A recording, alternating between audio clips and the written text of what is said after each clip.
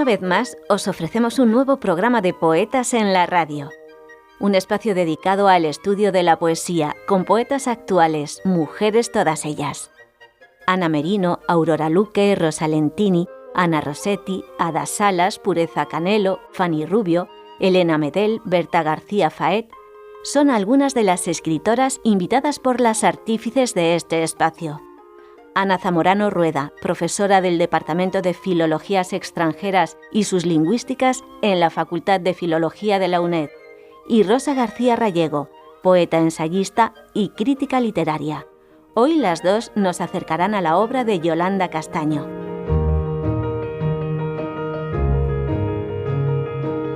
Ana, Rosa, ¿cómo estáis? Hola, pues Ana, encantada. Muchas gracias por acogernos y por arroparnos con tu buen hacer periodístico, y muy contentas de poder recibir hoy a la poeta Yolanda Castaño, Premio Nacional de Poesía 2023. Pues yo también estoy encantada de estar aquí y de recibir, por supuesto, a Yolanda Castaño, que, como ha dicho Ana, es Premio Nacional 2023 con su libro de poemas Materia. Rosa, cuando quieras. Yolanda Castaño, Santiago de Compostela, 1977.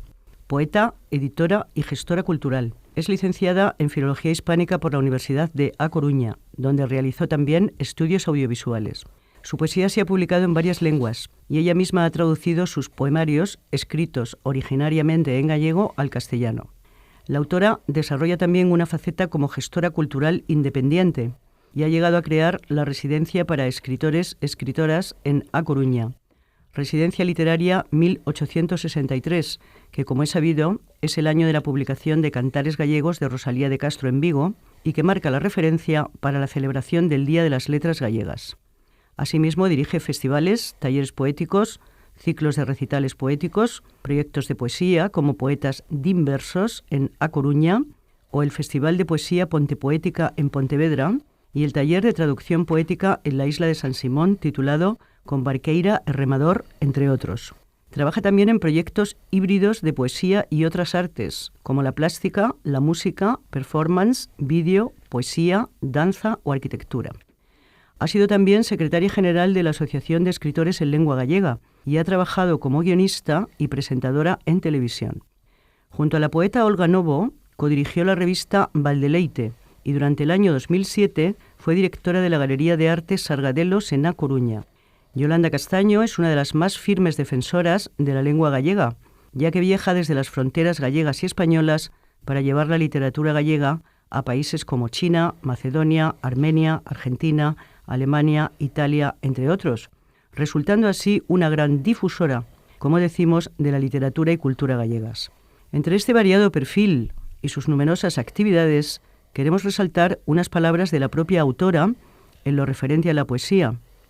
Vivo la poesía como un férreo compromiso.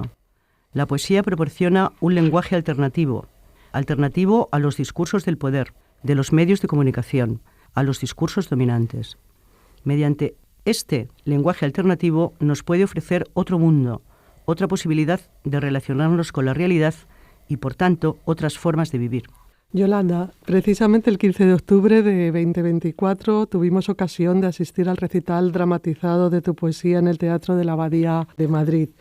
Dentro de tu compromiso con la poesía, se entiende que concibes la poesía más allá del libro publicado, como un concepto que ha de ser actuado, como una actividad. ¿Puedes comentarnos algo a este respecto? Bueno, muchas gracias, Ana, Rosa, muchas gracias por haber contado conmigo en esta entrevista. Para mí es un honor, sobre todo, hacer parte de este elenco del que ya hago parte, ¿no? A partir de hoy. Muchas gracias por vuestras preguntas y estudio previo, que es un lujo para mí.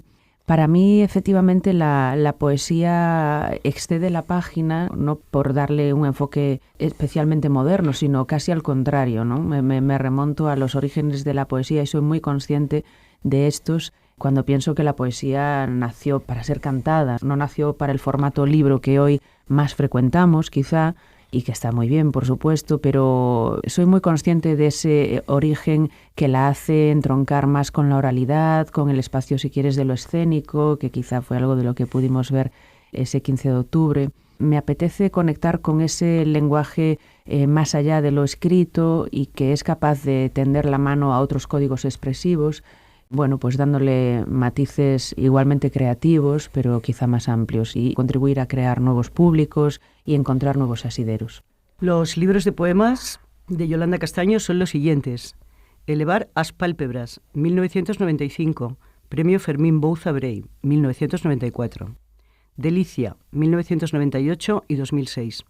Vivimos en el ciclo de las Erofanías, 1998, edición bilingüe gallego-castellano, 2000. Premio Joan Carballeira y Premio de la Crítica Española. Libro del Egoísta, 2003, edición bilingüe gallego-castellano, 2006. Profundidad de campo, 2007, edición bilingüe gallego-castellano, 2009. Premio Espiral Mayor, Premio Ojo Crítico otorgado por Radio Nacional de España en 2009. La segunda lengua, 2014, edición bilingüe gallego-castellano, Premio de Poesía a Fundación. Un cobertizo lleno de significados sospechosos, antología bilingüe 2020, que recoge varios de los poemas de la autora publicados hasta la fecha y prologado por el Premio Princesa de Asturias de las Letras, el poeta polaco Adam Sagajewski, que destaca la relevancia y proyección de la poesía de Yolanda Castaño. Materia, 2022, edición bilingüe, gallego-castellano, Premio de la Crítica al Mejor Poemario en Lengua Gallega y Premio Nacional de Poesía 2023. Entre los poemarios de su primera época destacamos Vivimos en el ciclo de las Erofanías, 1998-2000. El cuerpo, el deseo, el amor, el erotismo, las emociones, todo esto se halla presente en este poemario, largo poema que se abre con Escotofilia o el canto de Alistair. Leemos un extracto del primer poema.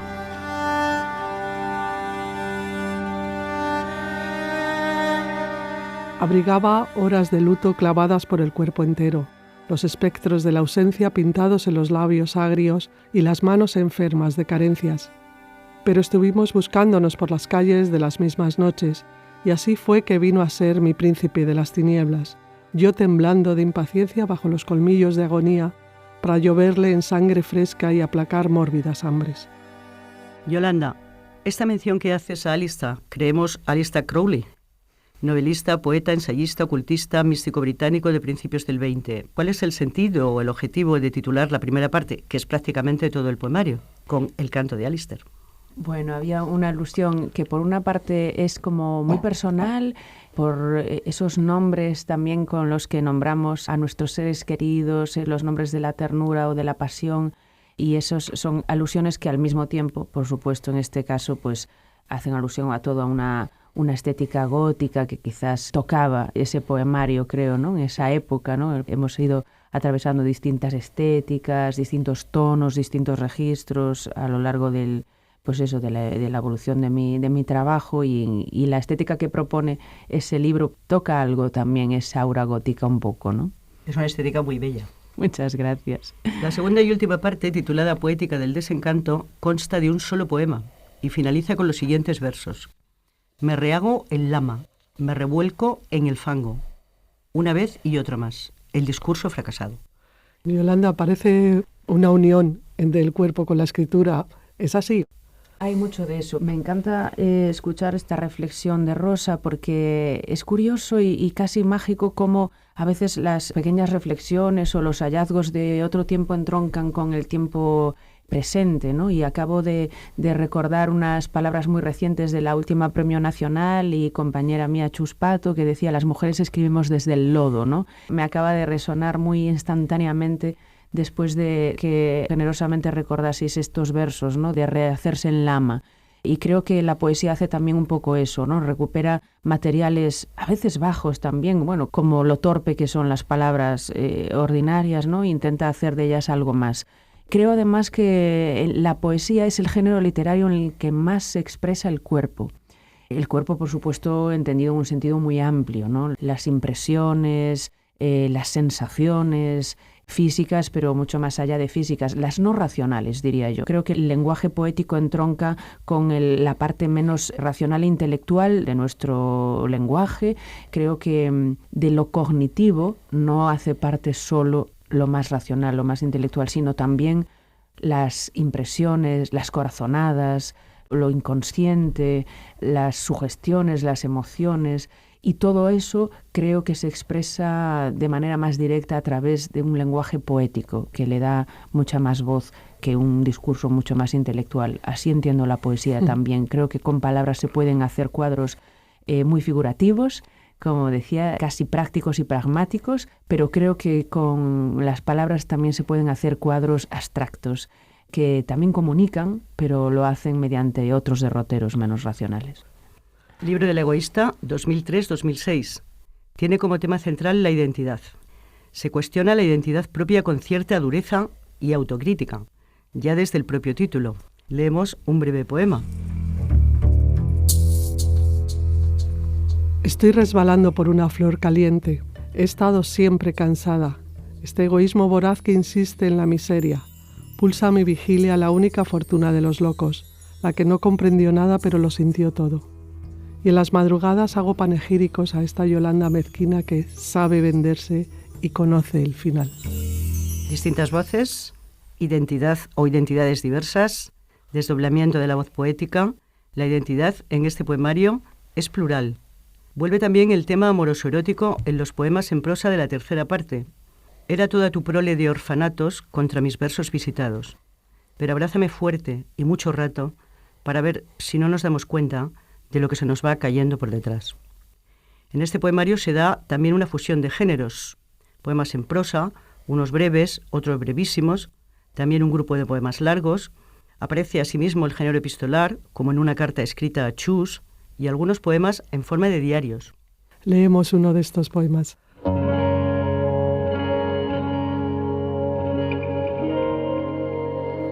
Sábado 6 de diciembre. Yo soy muy guapa, parece evidente. Pero ¿quién es que dice esto? Yo no me sé. El maquillaje funciona. La poderosa verdad del maquillaje. Él crea, hace asumir, proyecta. La belleza es un cerrado círculo, un vicio oscuro, un remordimiento, como una impostura en cuya defensa se me va la vida, la consciencia de la usura, la necesidad de sentirme fraude. En definitiva, esta fusión entre géneros resulta en un poemario híbrido, cuyo tema central, como venimos diciendo, es la cuestión de la identidad. La identidad, la mezcla de géneros literarios es las identidades, quizá. Sí, sin duda. Digamos que el discurrir, la evolución de mi trabajo poético discurre de manera muy paralela a mi propia evolución personal. Claro, no podría ser de otro modo, ¿no? Solo puedo escribir de aquello en lo que creo y que siento de una manera muy potente, ¿no? Así que creo que en un primer momento, en esos primeros 3 libros, que se podría casi considerar, no sé si una trilogía o algo así, pues sí que hablaba del cuerpo, de la corporalidad, de la experiencia amorosa. Bueno, sabía tan poquito que solo sabía de mí misma y de mi cuerpo, ¿no?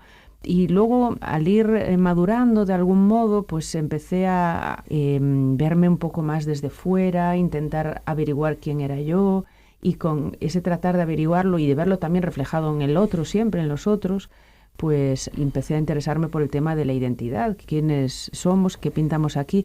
Esa identidad es la que se refleja en un espejo que nos devuelve las partes más favorecidas y también las menos favorecidas. Y ahí es donde descubrimos que somos tan múltiples, ¿no? Seguramente no tanto muchas multiplicadas, sino fragmentitos, ¿no? Como fragmentos de un espejo roto que nos devuelve pues esa idea de lo que somos, pero muy fragmentaria. Y la manera más elocuente de hacerlo sentir en el texto era también explorar esos otros géneros, que también, bueno, siempre tengo un afán un tanto experimental en mi trabajo, que me apetecía pues explorar esas otras formas, ¿no? Los diarios, algo un poco escénico, un poco narrativo, epigramático por momentos. Bueno, fue un libro un tanto experimental. Profundidad de campo, 2007. Siguiendo a la poeta Ariadna García, este libro reflexiona sobre preocupaciones filosófico-morales, que si bien reflejan la angustia de una voz narradora del siglo XXI, son típicamente renacentistas.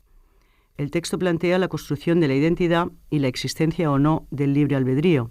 En el tema de la identidad plantea un contraste entre la apariencia y la realidad, la autovaloración de la imagen y su recepción. En cuanto al libre albedrío, genera círculos concéntricos que se adentran en la exploración de 2 conceptos: El miedo a la libertad y el siervo arbitrio, nos dice Ariadna García.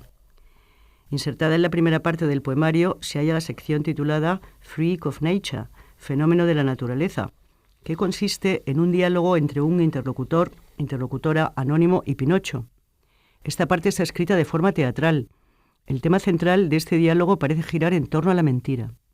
Cambiaría mi convencimiento por una mentira tuya que me punzara más adentro. Asimismo, asistimos a la argumentación de dos puntos de vista contrarios. Antes nos referíamos, en palabras de la poeta Ariadna García, a la existencia o no del libre albedrío, uno de los temas centrales del poemario, que en este diálogo parece ser negado por el interlocutor y afirmado por Pinocho cuando dice: «El mundo es tan grande y yo tanto libre albedrío». Núcleo central en la segunda parte de este libro, Profundidad de campo, se centra en la imagen. Mi belleza señala con el dedo, espeja mis cristales, ofende. Leemos unos extractos del poema Maquillaje, sombra aquí, sombra allá. Yo era un monstruo olvidado de mí misma. Pinté en mi cara la cara de la que vale, y surge la revulsión. Yo era un monstruo tiernísimo y terrible, los polvos compactos más elocuentes era. No vayan a pensar que no eres lo que perfilas. Los hechos y situaciones que se describen en el poemario son atemporales y abundan las preguntas, que no las respuestas, ya desde el poema inicial, del cual leemos unos extractos. Leemos unos extractos del poema Reservado.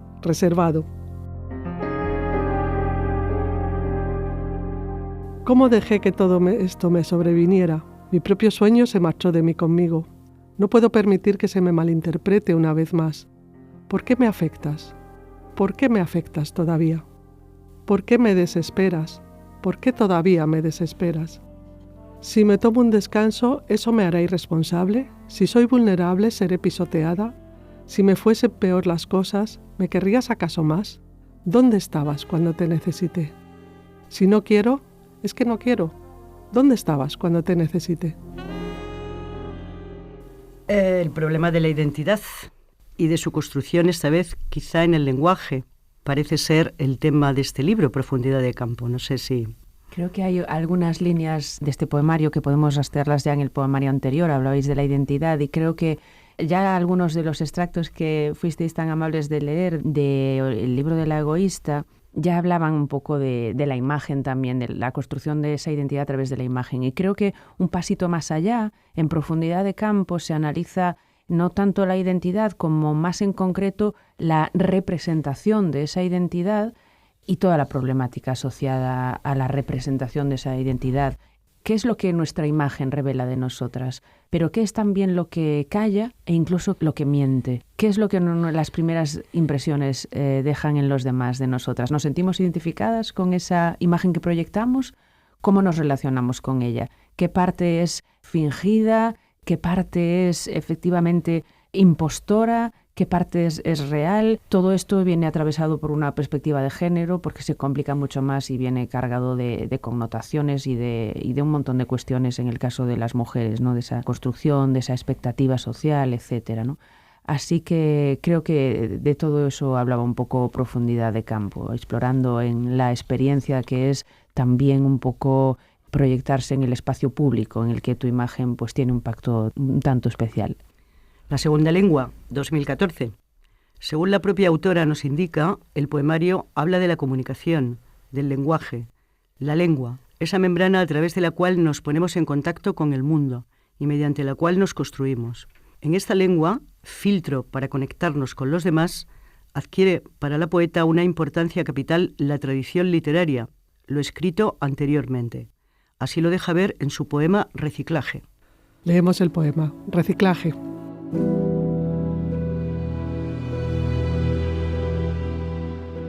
Y en el azogue gastado en el espejo del tocador, desde la mano que procura el pálpito aprovecho folios ya usados.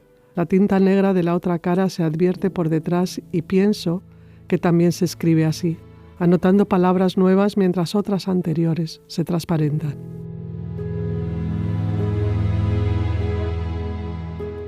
Destaca en este libro de poemas la mirada atenta a los objetos corrientes, cotidianos, como en el poema Metrofobia, dedicado a su coche. Un soldado, Una bala plateada con ritmo en vez de pólvora, que acompasa su motor a mi registro. Mi coche y yo nos entendemos sin decirnos nada. En lo que respecta al título, la segunda lengua podría interpretarse quizá como la que no es materna, la lengua de los otros, una lengua extranjera, o suponemos que tal vez todo esto, dando así múltiples significados al título del poemario. Hablar en una lengua ajena se parece a vestir ropa prestada. ¿Qué clase de persona serías en otro idioma? Como cuando te veo sentado y solo veo una silla. Ceci n'est pas une chaise. Citando a la poeta Elena Medel, el cuerpo es el cuerpo y el idioma es el idioma. Ahí donde chocan, con las palabras que se arañan y la piel que no alcanza a veces a tocarse, se desenvuelve la segunda lengua. Fin de la cita. Ahora, en este poemario, Yolanda se reflexiona sobre la construcción de la identidad mediatizada por la lengua, no el lenguaje, sino la lengua que se habla. Pues sí, yo creo que en esa evolución, ¿no?, en la que continuamos de mi trabajo, de mi estilo, creo que por un lado damos un paso más en ese alejarnos un poco de nosotras mismas y tender la mirada hacia el otro, ¿no? Quizás el poemario mío en el que hay más un tú, ¿no?, o un vosotros también. Y al mismo tiempo, en paralelo, también creo que en cuanto al estilo, creo que abordo una línea un poco más clara, quizá, ¿no?, en lo estilístico. En ese sentido, la segunda lengua, ese título, efectivamente, una de las cosas que más me gusta de la poesía es no tener que renunciar a todas las acepciones de una misma palabra. En el lenguaje ordinario tenemos que centrarnos en una, pero afortunadamente en poesía no, se puede hablar en varias capas al mismo tiempo. La segunda lengua es la lengua del otro, la lengua de la segunda persona. Puede tener también un matiz sociolingüístico cuando me refiero a veces a la lengua gallega, incluso en la propia Galicia, donde puede funcionar más como una segunda lengua que como una primera lengua, un idioma propio. Y al mismo tiempo también lengua es ese músculo, volvemos al cuerpo una vez más, y un músculo que también tiene tanta participación en la experiencia amorosa, ¿no? Así que la comunicación, efectivamente, tema central de este poemario, y la frustración de la comunicación puede ser también trasunto de la frustración del deseo, ¿no? Qué difícil es alcanzar al otro en el deseo y qué difícil es también a veces comunicarnos, ¿no? La comunicación y la lengua es un puente que nos conecta con los demás, pero no es un puente recto, creo que no es en línea recta, sino que tiene bastantes curvas y quizá algunos que otros escollos. Así que de todas esas cuestiones y con varias ramificaciones se reflexiona en el poemario acerca de esas dificultades de comunicarse, esas dificultades de expresarse en una lengua propia y también, por supuesto, se toca la metapoética, tanto en cuanto vivo rodeada de poesía, me dedico a la poesía, trabajo con poetas, así que hay también mucha reflexión sobre lo que me da la poesía a mí y lo que significa, pues, el lenguaje para mí, claro. Materia 2022, Premio Nacional de Poesía 2023, último poemario hasta la fecha. Está estructurado en 3 partes. La primera titulada Un río subterráneo, la segunda Iceberg, la tercera Nube o el peso de la ingrávida. La primera parte hace alusión al pasado, gira en torno a la familia, a los antepasados. La segunda parte se refiere al presente y la tercera al futuro. 3 estados de la materia, líquido, sólido y gaseoso, pasado, presente y futuro, tal y como ha señalado la autora. Líquido, la familia, la historia, representado por el río subterráneo. Sólido, el presente, representado mediante un iceberg. Gaseoso, el futuro, ya que no se puede tocar. Es etéreo, escapa, es volátil, nos dice la propia poeta. La primera parte está compuesta de 2 poemas referidos a los antepasados. Algunas estrellas no caen del cielo y Modas Lolita Rivas. En ambos se hace referencia a la represión de la época franquista. Leemos un extracto del segundo, Modas Lolita Rivas, que rememora a su abuela materna.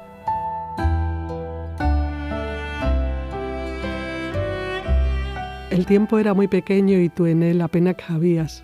Tus manos se extendían hasta el dobladillo de la madrugada. Lentas batistas, terciopelos breves. Fuera arreciaba un franquismo ennegrecido. Vosotras os barnizabais de arcoíris y piqué. Modas Lolita Rivas, cortando modelos a los que ceñirse o soltar. Quiere ser un homenaje a los antepasados, en especial entendemos a la genealogía femenina. Pues sí, más que a los antepasados, a las antepasadas, claro que sí, porque Se hace un poco de memoria personal y colectiva, un poquito de memoria histórica, efectivamente, en esta primera parte. Pero yo quería posar en esta ocasión los ojos en las mujeres y recuperar esa estirpe femenina de mi familia, de mi propia familia, posando los ojos precisamente en mis dos abuelas. Esta primera parte la ocupan dos poemas más bien largos, dedicados cada uno de ellos a mis dos abuelas. Porque siempre la historia parece poner la mirada en la parte masculina. Ellos siempre son los que cometen las gestas, firman los pactos, hacen las guerras, firman los negocios, ¿no? ¿Dónde estaban las mujeres? Yo quería poner los ojos en mi abuela paterna, con esa historia pues también de represión en la posguerra, y en mi abuela materna, de procedencias distintas, pero creo que complementarias. La segunda parte, como ya hemos comentado, titulada Iceberg, representa el presente. Leemos unos extractos del poema Mi relación más larga.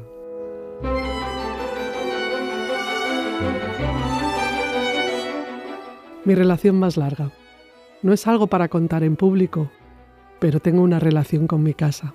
Juntas rememoramos ciertas visitas en silencio y ella me pone frente a los ojos cada borde en el que tropecé. Lo sabe todo sobre mí mi casa. Como cualquier pareja, prosperamos juntas. El ascensor es tan nuevo que a veces me ciega, otras me muerde al entrar, para que nunca olvide los años de esfuerzo. Di por ella una vez todo cuanto tenía. Se casó con mis faltas, yo le di un hogar. Hay también referencias a la familia y a sí misma. Leemos Canción de la que puede y no puede, un extracto. Canción de la que puede y no puede, un extracto. Mi abuela modista y no sé coser. Mi abuelo cantero y no puedo labrar.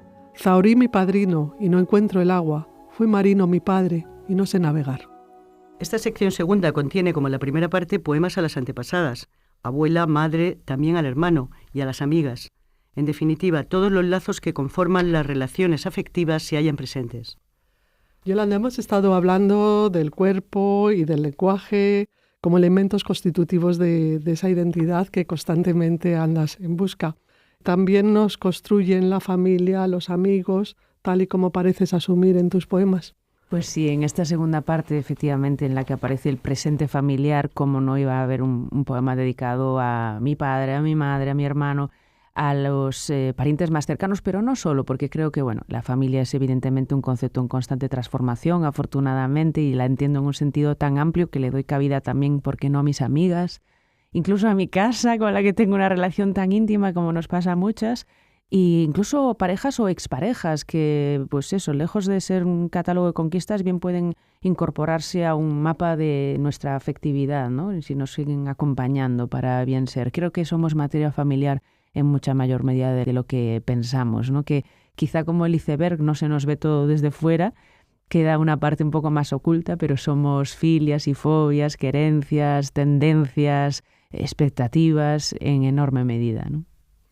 La tercera parte, precedida de los siguientes versos, la gente ansía multiplicarse. Yo me dividiría. Reflexiona sobre la maternidad, proyectada en el futuro. Maternidad a la que la voz de la poeta renuncia voluntariamente.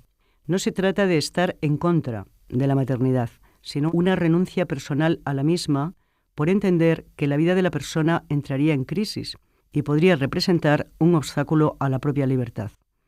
Así lo vemos, entre otros, en el poema Plomo. Cuando un hijo nace, una parte de la mujer muere en el parto. Los niños son cemento, y la madre es la plomada. Solo su peso da la vertical. También en el poema Ortodoxia leemos: un niño es una piedra, una roca imponente clavada en el piso. No obstante, se observa también una cierta nostalgia al tener que renunciar a la maternidad. Ya nunca sabré qué significaría amarte. Cada parte tiene un estilo diferente, con diversos tonos en los que la manera de contar se adapta a lo contado. La primera parte es más narrativa, textos en prosa. Hay también largos poemas en versículos, omisión de signos de puntuación, lírica tradicional y coplas en la segunda parte. Y en la última parte, símbolos más herméticos. Hay en este poemario, de forma clara, entendemos un desafío a las convenciones sociales, a los estereotipos patriarcales en lo que respecta al papel de las mujeres en la sociedad, que incluye la maternidad. Y lo que predomina aquí es la reivindicación de la independencia como proyecto vital, la libertad, Coméntanos. Bueno, está magníficamente analizado todo. La verdad sí que entendí con un sentido un tanto ecléctico este libro. Intenté que cada estilo se adaptase efectivamente, individualizase cada una de las tres partes. Y es cierto que en esta tercera parte, en la que efectivamente no trato tanto de confrontar la no maternidad, la maternidad, tanto en cuanto ambas comportan renuncias, por supuesto, a veces me siento más identificada con las reivindicaciones de ciertas madres críticas, eso sí, un tanto disidentes, que otras pues que no han sido madres, pero que lo hacen de una manera un poco irreflexiva o no tan consciente, ¿no? Pero en mi caso la no maternidad efectivamente no fue tanto una apuesta acérrima y una reivindicación de esta opción vital como un desvelar toda una desigualdad sistémica que todavía pervive en nuestra sociedad y que hace que esta decisión comporte tantas cuestiones cuando la aborda una mujer con respecto a un hombre, ¿no? Atravesando esta etapa vital que todavía atravieso, ¿no? Este momento biológico tan crucial en el que las mujeres nos enfrentamos a una decisión que no coge demasiado medias tintas, sino que es más un sí, ser madre o un no ser madre, pues desvelé toda esta desigualdad sistémica con la que, desde luego, hay un sentido crítico en esta tercera parte, ¿no? Claro que sí. En 2023, Yolanda Castaño gana el premio Ramón Piñeiro de ensayo por su libro Economía e Poesía, Rimas Internas. El libro ha sido publicado por la editorial Galaxia en 2024. ¿Está traducido? Todavía no, estamos en ello, está siendo observado por alguna editorial, pero estamos precisamente todavía presentando el ensayo en Galicia. Bueno, vamos con calma, pero muy bien, ya muy contentas ya con la segunda edición. ¿Nos puedes adelantar nada del contenido? Por supuesto. Es el fruto de casi 20 años de reflexiones, casi 7 años de notas y casi 2 de escritura, en la que pues intento romper algunos estereotipos sobre esa imagen de la poeta al margen de la sociedad y que no necesita prácticamente de comer ni de abrigarse y no necesita una remuneración por algo que no es considerado trabajo, que le viene dado por las musas, ¿no? Creo que si dejamos el oficio creativo y el oficio literario en manos de quienes se pueden permitir, por la razón que sea, por condición familiar o por algún desahogo económico, quienes se pueden permitir no recibir una remuneración por lo que sí es un labor, sí es un trabajo y un gran compromiso, acabaremos dejando la literatura en manos de una burguesía nada más, aunque sea una burguesía trabajadora, y en cualquier caso corremos el riesgo de dejar fuera voces muy interesantes, voces quizá precarias, pero también quizá incómodas, desde luego, diferentes, pero sin duda muy interesantes. Bueno, pues deseando que se traduzca al castellano para poderlo leer. Yolanda, muchísimas gracias, te agradecemos muchísimo el tiempo que tan generosamente he dado en este programa, tus comentarios.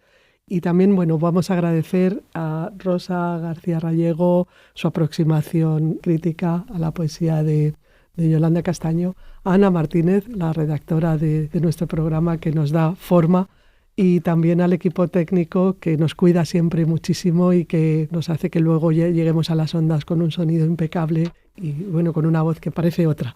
Y a ti misma, Ana, también, por favor. He estado muy a gusto, he visto los análisis acertadísimos, la verdad, y he estado en las mejores manos. Bueno, pues muchas gracias. Y ahora lo que sí que te rogaríamos para terminar es que por favor nos hicieras una lectura de tus poemas. De la segunda lengua leo el poema Metrofobia en su idioma original. Ao fondo da paisaxe, a chuvia esvaece as nubes cun borrón. Esta, folla de ruta, milita na xograresca. Xa teño gana de partir e o meu coche é un soldado. Non vas oindo chifrar o seu cargamento sensible. As estradas comarcais parecen cadernos pautados. Gustaríame sucar os montes cun poema ao lombo como aos viaxantes. O meu coche é unha bala prateada con ritmo en vez de pólvora e eu digolle, vamos. Xuntos atravesamos vales, barrios de funcionarios. As grandes explotacións eólicas danme ganas de loitar contra os xigantes. O meu coche máis eu Entendémonos sen dicirnos nada. Flores brancas do ibuprofeno, o meu coche é un soldado e eu dígolle, vamos, recitar poemas a Monforte de Lemos e el acompasa o seu motor o meu rexistro, repenica, badalea, aínda que teña metrofobia.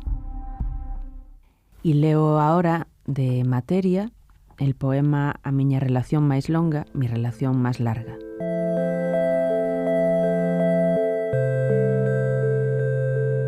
No es algo para contar en público, pero tengo una relación con mi casa. Los vecinos nos critican porque no nos arreglamos. Sacamos la basura a deshoras y siempre hay algo ya roto que insistimos en atesorar. Sé que va necesitando otra mano de pintura. Se le ven las raíces. Que luce a veces ropa anticuada. Que una reforma más tampoco le vendría mal. Pero juntas rememoramos ciertas visitas en silencio, y ella me pone frente a los ojos cada borde en el que tropecé.